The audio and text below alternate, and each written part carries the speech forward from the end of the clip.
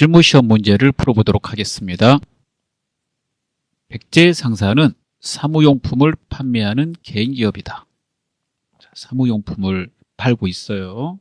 사무용품이 우리 회사의 상품이 되는 겁니다. 그리고 개인기업이고요. 회계기간 1월 1일부터 12월 30일이고 전산 세무회계 수업용 프로그램 이용하여 다음 문에 답하시오 이렇게 되어 있습니다. 자, 1번. 다음은 백제 상사의 사업자 등록증이다.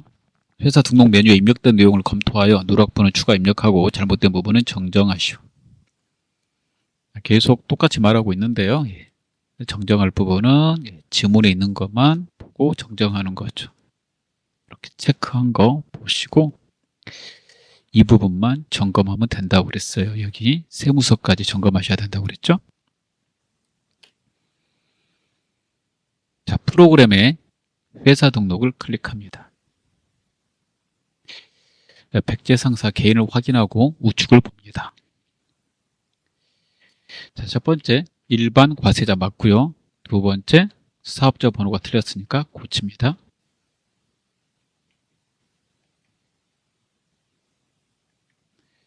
자, 그 다음에 재인승 맞고 생년월일은 주민번호로 봅니다. 자, 개업일은 17번. 자, 맞고요. 주소 틀렸죠? 뒷부분 틀린 거 백스페이스 눌러가지고 고쳐서 수정합니다.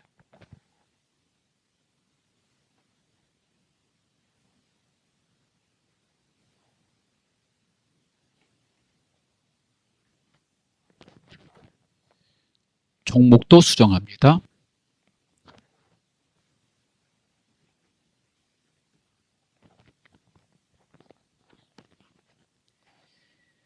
자, 그래서 3개 틀렸습니다. 사업자 등록번호, 주소, 종목. 창을 닫습니다. 자, 2번 보겠습니다. 다음은 백제 상사의 정기분 재무상태표이다. 입력되어 있는 자료를 검토하여 오류 부분은 정정하고 누락된 부분은 추가 입력하시오. 재무상태표, 정기분 재무상태표 클릭합니다. 자, 하나씩 보고 고치는 거예요. 누락부는 자산 누락부는 자산 밑에 자리에, 부채 자본 누락부는 부채 자본 밑에 자리에다 입력하시면 되겠습니다. 자, 확인합니다. 외상매출금 틀렸네요. 4천만 원 바꾸고 계속 내려갑니다. 토지가 빠졌네요. 토지 누락됐으니까 밑에다 넣으시고 금액을 입력합니다.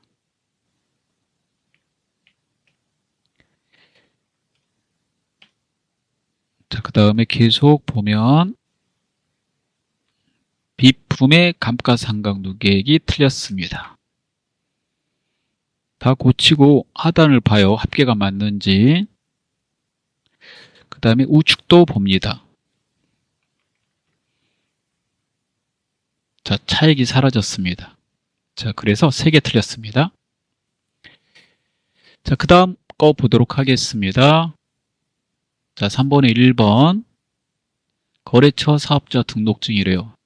다음과 같이 바뀌었다, 정정됐다, 변경하라고 그랬어요. 자, 그러면 거래처 등록을 누르고요. 고구려 상사를 찾아야 되겠죠? 자, 그래서 번호 1111 이렇게 되어 있습니다. 1111로 내려가 볼게요.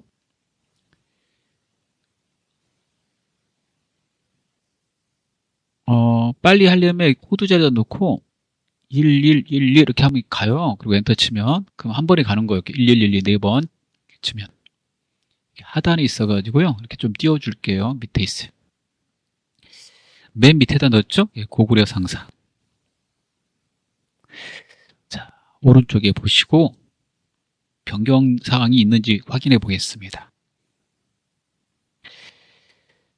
자, 첫 번째 사업자 등록 번호부터 확인하면 되겠죠?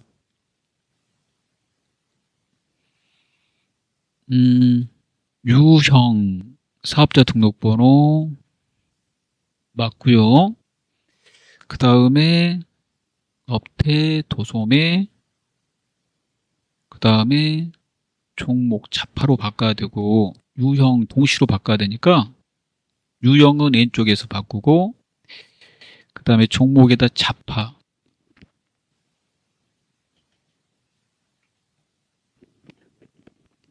이렇게 되고요. 그 다음에 주소도 바꿔야 되겠네요. 예. 경기도 남양주시 진천읍 장현로 83 이렇게요. 예. 이렇게 주소까지 이렇게 돼 있잖아요. 주소 이 부분 예. 여기도 바꿔야 됩니다. 자, 그러면 주소를 쳐서 이렇게 바꾸시면 되겠습니다. 창을 닫습니다. 자, 이번에는 2번입니다. 백제 상사의 거래처별 초기율 자료는 다음과 같다. 잘못된 거 오류 정정, 누락번호 추가 입력이죠.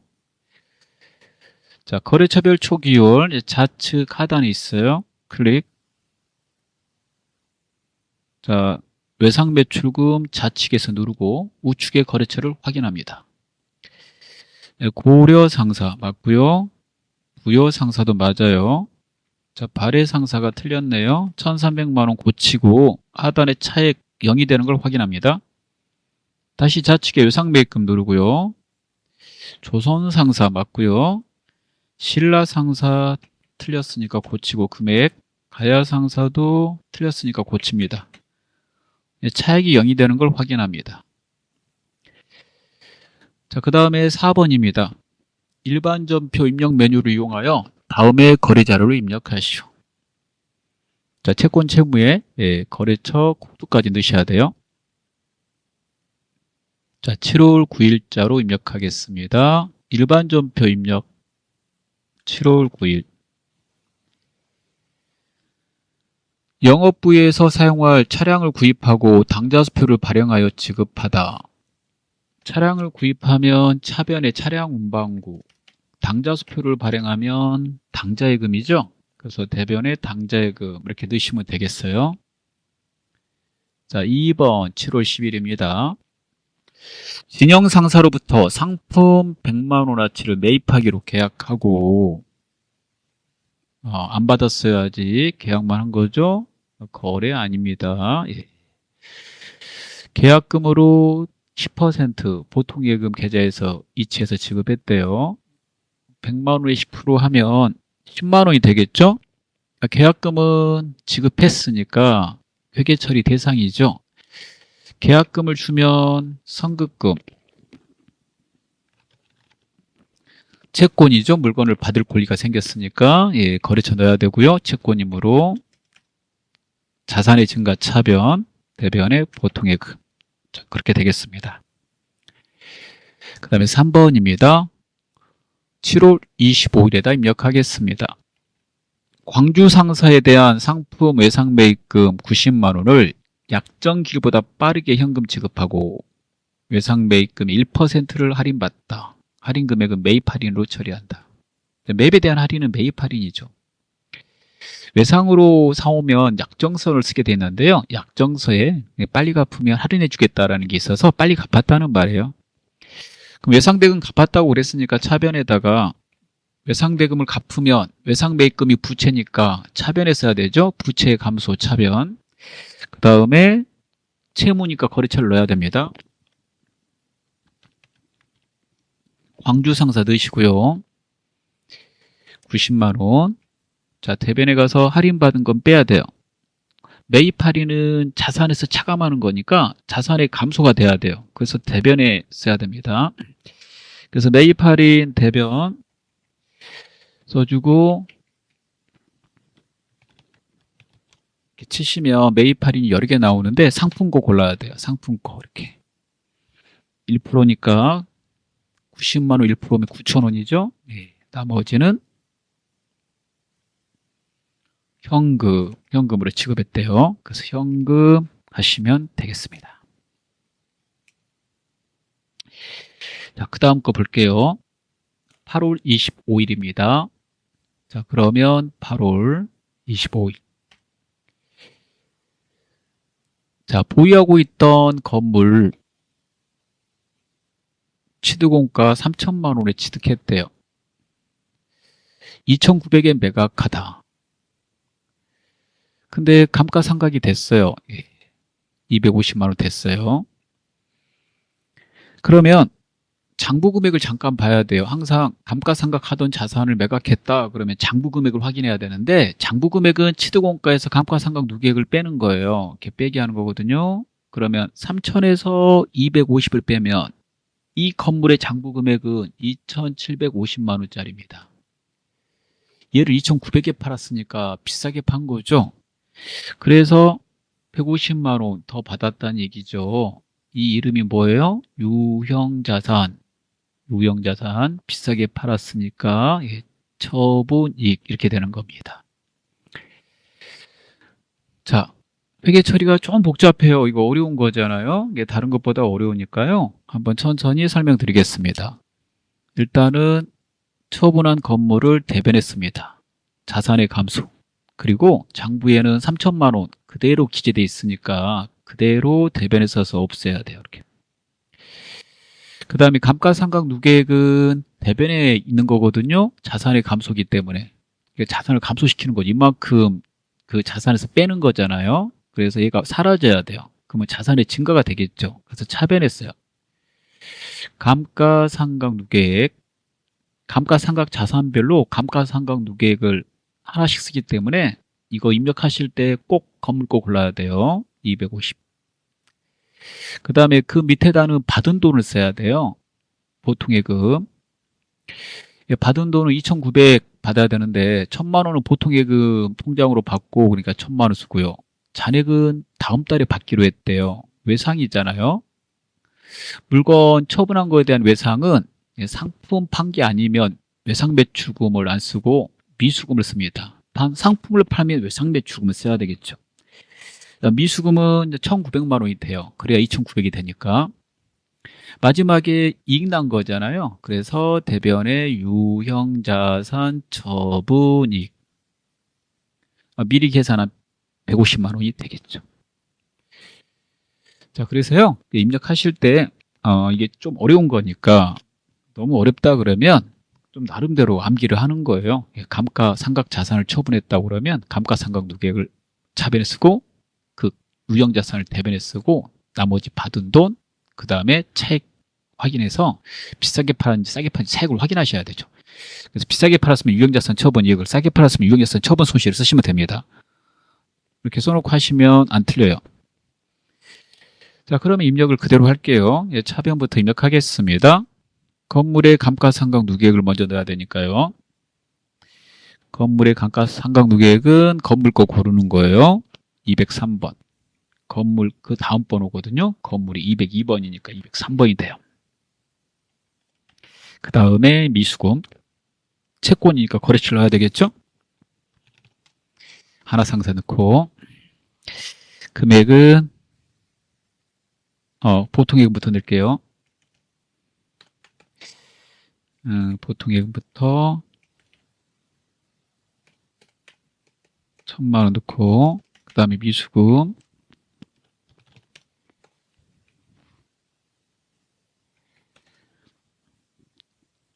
그 다음에 대변의 건물, 그 다음에 대변의 유형자산 처분이익. 입력하는데도 오래 걸리잖아요.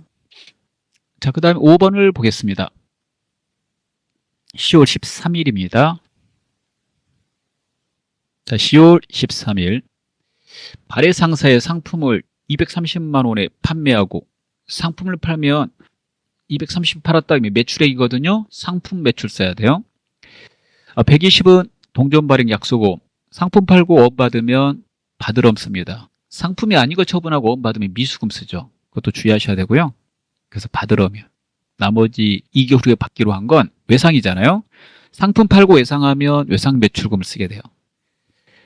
그러면 차변부터 받은 것을 순서대로 입력해 보도록 하겠습니다. 그러면 처음부터 입력하면 어음부터 받았다고 그랬으니까 받으러 채권이니까 거래처를 입력합니다.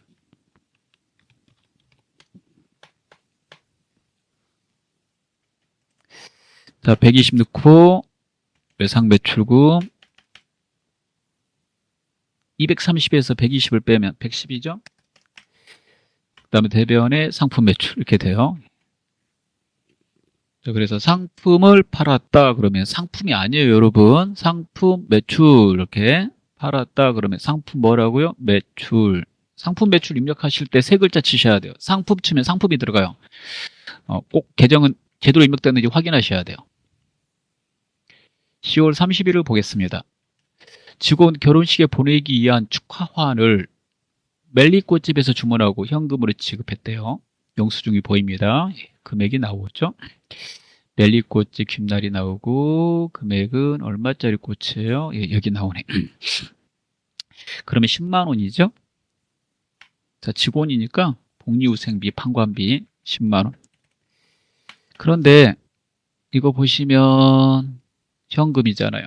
대변에 현금 이렇게 쓰셔도 되는데 이렇게 쓰기 싫다 그러면 출금으로 넣어도 되게 출금으로. 그러면 현금이 자동으로 찍히죠. 둘 중에 편하실 대로 하나 넣으시면 되겠습니다.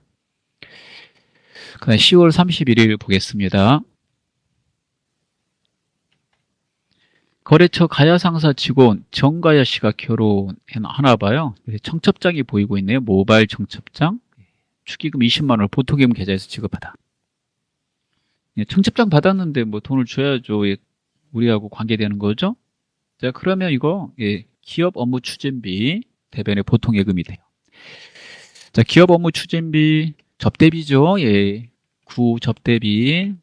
그래서 이거 쳤는데 시험 볼 때 안 나온다 그러면 접대비로 돼 있을 거예요. 그 접대비를 넣으시면 돼요. 예. 그런데 접대비를 쳤는데 안 나온다 그럼 기업 업무 추진비를 치셔야 되겠죠. 예. 상황에 맞춰서 푸시면 돼요. 자, 11월 10일입니다. 회사 사내 게시판에 부착할 사진, 우주사진관에서 현상했대요. 그리고 카드 결제했는데요. 예, 현대카드, 신용카드네요. 신용카드 외상이라고 그랬죠? 이거 게시판에 부착할 사진이니까 이 외상의 이름은 미지급금 써야 돼요. 상거래가 아니므로. 사진 찍는 거는 인쇄하고 관계되는 거예요. 그래서 그 인쇄하고 관계되니까 인쇄물, 도서인쇄비가 있죠. 도서인쇄비. 그 다음에 3만 원이라고 보이네요. 예, 대변의 미지급금 현대카드 넣으시면 되겠어요. 오류 수정을 보도록 하겠습니다. 자, 오류 수정은 일단 날짜에 먼저 가셔야 돼요. 가고 입력된 데이터 보고 문제 읽고 이렇게 한다고 그랬어요. 자, 1번 9월 8일 거래처 신라상사의 단기차입금 2,500만 원을 보통예금 계좌에서 이차하여 상환한 것으로 회계 처리하였으나 여기까지 읽고 맞죠? 예. 그런데 실제 거래처 조선상사에 대한 외상매입금 보통예금에서 이체하여 지급한 것으로 확인됐대요. 그러면 차입금을 외상매입금으로 바꾸고요. 신라상사를 조선상사로 바꾸면 되겠어요. 자, 이렇게 하면 수정이 되겠죠. 그 다음에 두 번째 11월 21일로 날짜를 변경합니다. 당사가 현금으로 지급한 축의금 20만 원은 매출거래처 직원의 축의금이 아니라 대표자 개인이 부담해야 될 대표자 동창의 결혼 축의금이래요. 개인 기업의 사업주 개인적 목적으로 쓴 거는 인출금으로 처리해야 됩니다. 그래서 인출금으로 바꿔주시면 돼요. 자, 그 다음 거 보도록 할게요. 자, 그 다음은 결산 문제가 되겠습니다. 결산 문제 제일 먼저 자동을 상기하세요. 자동 결산이 있다. 자동 결산 분계 3개를 상기합니다. 첫 번째 기말에 재고자산 있죠. 재고자산 이거 정리하는 거고요. 재고자산이 문제 안 나왔네요. 예. 그 다음에 감가상각비 감가상각비 나왔나? 나왔네요. 이거 자동이에요. 자동 이렇게 쓰는 거죠. 세 번째 대손 충당금 대손 충당금 설정하는 건데 안 나왔네요. 나머지는 다 수동이겠네요. 그러면 첫 번째 수동, 두 번째도 수동, 세 번째도 수동 이렇게 돼요. 수동을 먼저 입력하고 그 다음에 자동을 입력하는 것이기 때문에요. 수동은 결산일이니까 우리 회계기간이 1월 1일부터 12월 31일이거든요. 우리 거는. 그래서 12월 31일자에다가 직접 쳐서 입력하는 걸 프로그램 개발사에서 수동 결산 분계라고 합니다. 자동은 결산자로 입력에다 넣는 거죠. 자, 그러면 3개를 쳐서 넣도록 하겠습니다. 날짜를 12월 31일로 갈게요. 첫 번째 외상매입금 중에는 미국 ABC사의 외상매입금 1,100만 원, 미화 $10,000가 포함되어 있다. 외상으로 물건을 사오면 외국에서 외국 통화로 회계 처리하면 안 되니까 자국의 통화로 해야 되거든요. 사왔을 때 환율로 하는 거예요. 그러면 1,100만 원에 $10,000 그러면 사왔을 때 환율이 얼마였어요? 1,100원이었잖아요. 달러당. 이렇게 외화가 있으면 결산 시에 환율을 계속 확인해서 환율이 변동하면 평가라고 돼 있어요. 그래서 환율이 변동된 거예요. 똑같으면 평가 안 합니다. 1,250원. 환율이 올랐잖아요. 그러면 환율이 올랐네요. 그 얼마 올랐어요? 그러니까 150원 오른 거예요. 150원 올랐고, 그럼 이 변동분은 회계 처리합니다. 회계 처리할 때 환율이 오르거나 떨어져서 이익이 발생되면 외화 환산 이익. 손실이 발생되면 외화 환산 손실로 처리합니다. 그러면은 외상매입금은 채무잖아요. 갚아야 될 입장에서는 환율이 오르면 좋아요, 떨어지면 좋아요? 그러면 떨어져야지 좋죠. 근데 오르면 어떻게 돼요? 더 많이 갚아야 되는 거죠. 지금 올랐어요. 그러니까 외화 환산 손실이 발생됩니다. 금액을 계산해야 되니까 150원 올랐으므로 150원 외상매입금 $10,000 이렇게 하게 되죠. 150원 곱하기 $10,000 하면 150만 원이 돼요. 그 계정 과목을 먼저 써볼게요. 차변의 외화 환산 손실입니다. 외화 평가 시에 사용해요. 결산 시에 평가할 때 손해보면. 그러면 부채 더 증가시켜야 되는 거 아니에요? 예, 부채, 외상매입금, 부채 증가 대변이죠. 그래서 이렇게 처리합니다. 계정 과목은 외우시는 거예요. 그 다음에 결산일 현재 실제 현금 보관액이 장부 금액보다 66,000원이 많음이 발견하였으나 원인을 알 수 없다. 이거 언제 발견한 거예요? 그러니까 결산일날 발견했잖아요. 결산 전에 발견하면 현금 과부족 계정으로 미리 처리해놓고 그 다음에 결산일까지 기다려서 원인 파악이 안 되면 부족분은 잡손실, 그 다음에 남는 거는 자비으로 처리하는 거거든요. 근데 결산 시에 저거 발견되면 현금 과부족으로 처리를 하면 안 돼요. 현금 과부족은 어차피 결산 시에 대체하는 거잖아요. 따라서 즉시 남는 거는 자빅, 부족한 건 잡손실로 처리해야 됩니다. 따라서 지금 많았다니까 자빅으로 처리해야 되겠죠. 그러면은 차변의 현금, 대변의 자빅이 돼야 되는데 차변의 현금, 대변의 자빅은 입금으로 넣어도 되거든요. 그래서 입금으로 넣으면 현금을 안 넣어도 되니까 조금 빨리 넣을 수 있어요.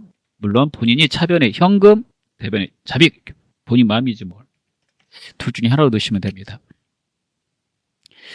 자, 그 다음 세 번째 거 보겠습니다.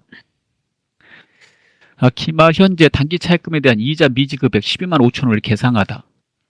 이거는 차입금에 대한 이자 단기급 발생분을 따져봤더니 12만 5천 원이래요. 이걸 계상하다고 그랬으니까 계산했으니까 지금 장부에다 쓰겠다라는 거예요. 그러면 이자 발생분은 먼저 처리가 돼야 되니까요. 이자 비용 잡고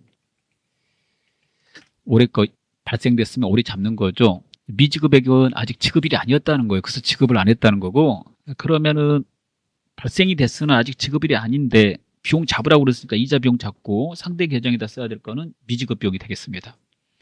외우셔야 돼요. 잘 나오죠? 자, 그 다음에 자동입니다. 자, 자동은 쳐서 넣기만 하면 되기 때문에 우리한테는 유리하죠. 결산 재무제표에 결산자료 입력을 누르고요. 날짜는 이거 회계기간을 넣어야 되니까 1월부터 12월. 그리고 이렇게 창 나오면 그냥 확인 누르세요.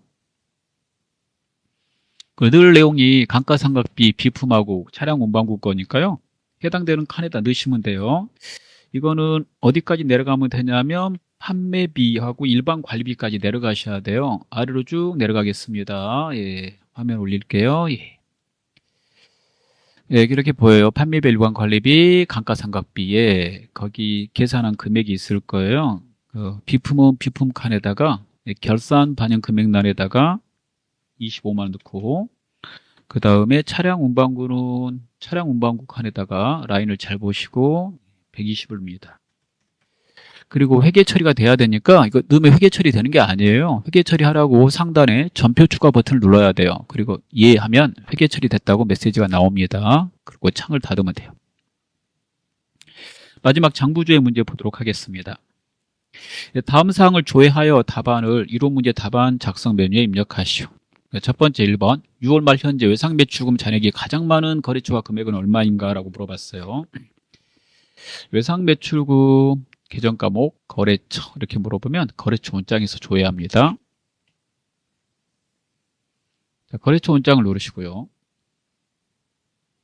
지문에 나온 날짜를 입력해 보겠습니다. 6월 말이라고 그랬으니까 6월 말을 두 번 치면 되겠죠? 예. 그리고 계정 과목을 외상 매출금, 그리고 거래처가 제시 안 되면 전거래처에서 조회하는 거예요. 그럴 때 거래처를 안에서 엔터를 두 번 치세요. 그런 다음에 잔액을 봐요. 잔액을 보고 가장 많은 금액을 찾아요. 찾아보면 3,550만 원 보이죠? 거래처와 금액은 그랬으니까 거래처 이름을 좌측에서 보면 우리 상사고 금액은 3,550만 원이 되겠습니다. 정답입니다. 자, 2번 보도록 할게요. 1월부터 3월까지의 판매비와 관리비 중 소모품비 지출액이 가장 많은 올해 금액과 가장 적은 올해 금액을 합산하면 얼마인가 두 개 더하면 되겠네요. 그러면 계정 과목에 대해서 물어봐요. 어느 달이 크고 작으냐 이렇게 물어보면 총계종 옷장에서 조회한다고 그랬거든요. 예, 그럴 때 총계종 옷장에서 조회해요. 그러니까 여러분 그렇게 외우셔야 되겠죠. 그래야지 빨리 조회해요. 그 다음에 소모품비라고 이제 치기 전에 1월부터 3월 넣고 계정 과목란에 소모품비 쳐야 되는데 거기 지문에 보면 판매비와 관리비 이렇게 나올 때도 있고 소모품비 가로 열고 판 이렇게 나올 때도 있어요. 그거 똑같은 말이에요. 예. 그러면 소모품비, 판매, 관리비 이렇게 830번 이렇게 골라가지고요. 이렇게 들어가요. 3개월치 3개 나왔어요. 가장 큰 금액에서 가장 작은 금액을 합산하라고 그랬으니까 제일 큰 거하고 제일 작은 거 두 개 더하면 되겠죠? 그래서 31만 6,650원에다가 4만 5천원을 더해요. 더하실 때 계산기 쓰거나 아니면 오른쪽에 계산 버튼을 눌러가지고 컨트롤 C, 컨트롤 V 하면 카피가 되거든요. 금액 누르고 컨트롤 C, 계산기 누르고 컨트롤 V 이렇게. 그 다음에 다시 금액 누르고 컨트롤 C, 계산기 누르고 컨트롤 V 하면 계산이 됩니다. 이 계산기는 쓰셔도 되지만요. 인도 계산기 쓰시면 안 돼요. 두 개 더하면 36만 1,650원이 돼요. 정답이 되겠습니다. 자, 마지막 문제입니다. 6월 말 현재 받으러오면 회수 가능 금액은 얼마인가 라고 돼 있어요. 단어를 잘 봐야 돼요. 회수 가능 금액. 회수 가능 금액이라 하면 받으러 온 잔액에서 그 다음에 받을 수 없을 거라고 생각하는 돈, 대손 충당을 빼는 거예요. 이걸 채권의 회수 가능 금액이라고 그러거든요. 이거 두 개를 동시에 볼 수 있는 게 있어요. 거기 가야지 빨리 가요. 그게 뭐냐면 재무상태표입니다. 재무상태표 작성할 때 이 두 개를 동시에 밑에다가 써서 작성하기 때문에 한눈에 볼 수 있습니다. 거기를 안 가면 여러분 두 개를 찾아야 돼요. 받으러옴 잔액 하나하고 받으러옴의 대손 충당금을. 그래서 자산부채 자본은 재무상태표 가서 찾기 때문에 재무상태표로 가고 6월 걸로 조회하시면 돼요. 6월 치시고 들어오면 이렇게 나옵니다. 6월 30일 현재 6월 말이죠. 받으러옴의 잔액입니다. 이게 잔액. 이만큼을 받아야 되는데 회사가 받을 수 없을 거라고 생각하는 대손 충당금 차감하는 거죠. 재무상태표 작성할 때 이렇게 받을 수 없는 대손 충당금은 그 채권 밑에다 써서 그 다음에 오른쪽에다 차감한 금액을 쓴다. 그래서 금액란이 두 개 있는 거 이렇게 차감하는 계정 때문에 그럼 얘가 정답이에요. 얘가 회수 가능액이라고 해요. 회수 가능액. 이런 식으로 내는 게 유형자산도 나와요. 유형자산도 장부 금액이 얼마냐? 그러면 유형자산 얘가 취득한 거고 취득 금액이고 그 다음에 유형자산 가치 떨어진 거 감가상각 누계액 뺀 거 이렇게 되는 거죠. 유형자산은 이걸 회수 가능액이라 안 하고 장부금액이라고 그래요. 이런 거 물어볼 때 여기서 조회하시면 돼요. 그럼 정답은 7,288만 원이 되겠습니다. 자, 다 풀었습니다. 수고하셨습니다.